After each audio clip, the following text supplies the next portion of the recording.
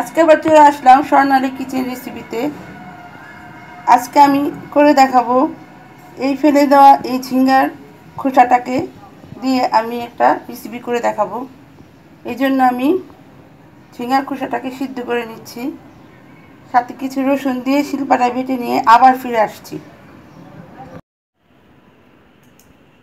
ঝিঙ্গার খোসাটা সিদ্ধ হয়ে গেছে, এখন আমি শিলপাটায় মিহি করে বেটে নিচ্ছি,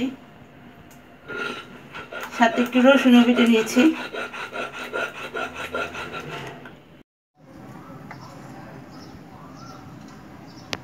প্যানে তেল দিয়ে দিয়েছি, এখন আমি বেটে রাখা ঝিঙ্গা খোসা করে দিয়ে দেব।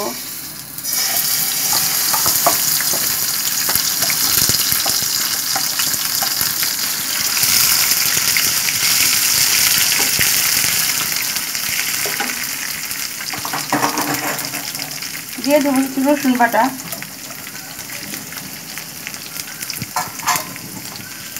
এখানে কেউ চাইলে কালো জিরাও দিতে পারেন, আমি কালো জিরা দিব না, এর জন্য দেখালাম না। খুব সহজ একটা রেসিপি, খুবই মজার একটি ভর্তা।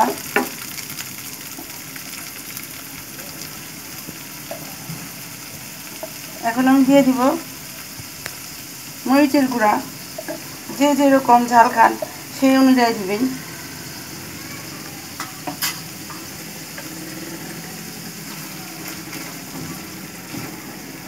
ভালো করে একটু ভুনে নিব।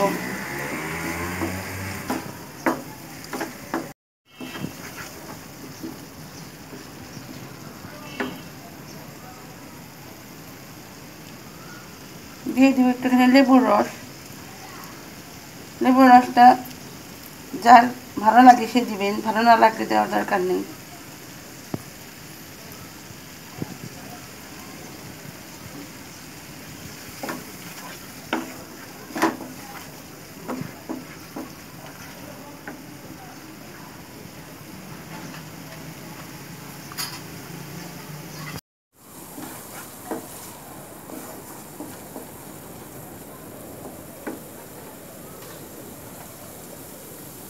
দিয়ে দিব লবণ,